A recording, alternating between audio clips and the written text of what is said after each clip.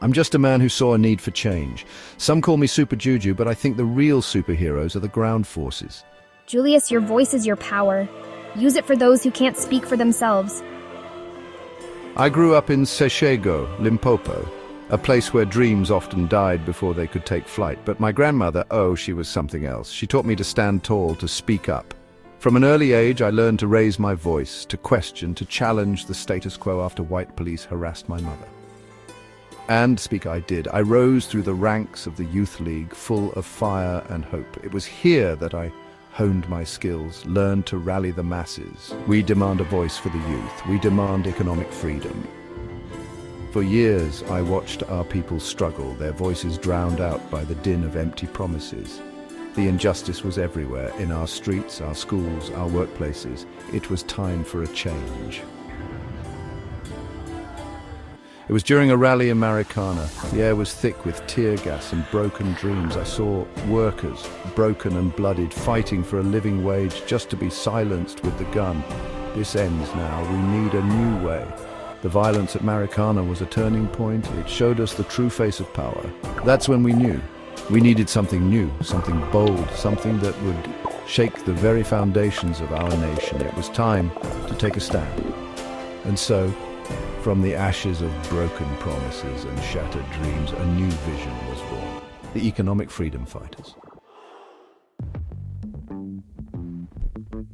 Forming a new party? It felt like trying to move a mountain with a teaspoon. Unthinkable after Zuma and Cyril threw me out of the ANC. But every time a doubt came, we remembered the faces of those who had been left behind. The miners of Maracana, the forgotten youth in the townships, the women carrying the weight of our nation on their backs.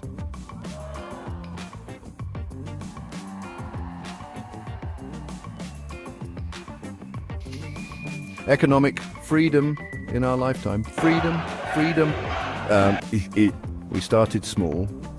A few meetings here, a rally there. But our message resonated. It spread like wildfire.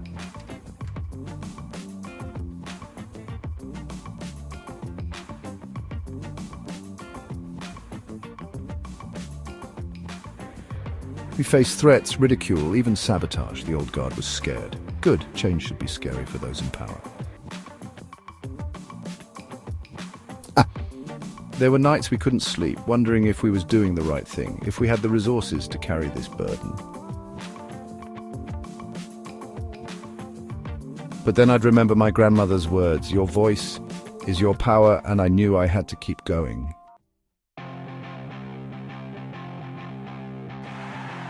And then came the day, July 26, 2013. I stood before a sea of red berets. Today, we birthed the economic freedom fighters. The roar of the crowd was deafening. It was hope given voice. It was the sound of a new chapter in our nation's history. We fought our way into Parliament. We made our voices heard. We refused to be silenced. To those who doubt us, I say, watch us. To those who believe in us, I say, join our heroic ground forces. This is just the beginning. Our story, the story of the EFF, is still being written. And let me tell you, it's going to be a story for the ages. Because in the end, we are all fighters. Fighters for a better South Africa and Africa. Fighters for economic freedom. And we will not rest until that freedom is won. For all of us.